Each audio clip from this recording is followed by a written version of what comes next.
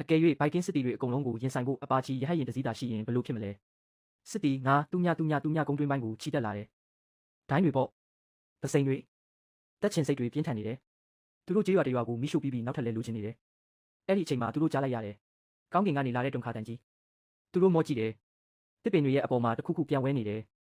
အတောင်ပံမပါဘူးလေကားမပါဘူးလေထဲမှာပြန်တန်းနေတဲ့ငကားကြီးအေးခဲသွားတယ်လို့မျိုးအမဲရောင်ပုံတံကြီးမင်းက30မှန်ချင်းကန်းနဲ့စတင်ပစ်ခတ်တယ်ရှေ့တန်းကလူတွေပြိုကျကုန်တယ်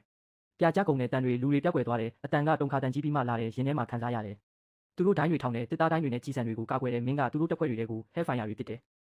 ပောက်ကွဲမှုတွေကြောင့်စစ်တီတွေပေ30လောက်လွတ်စင်ကုန်တယ်တချို့ကမင်းစီကိုအော်ဟစ်ပြီးပစိန်တွေနဲ့ပြစ်ပေါက်တယ်ပစိန်တွေကပေ900လောက်လွှဲချော်သွားတယ်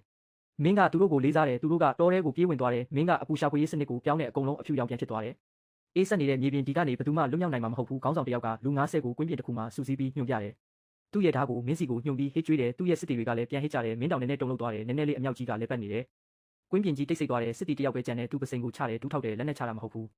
ဆူတောင်းတယ်သူကတော့အားလုံးပြီးသွားပြီလို့ထင်နေတယ်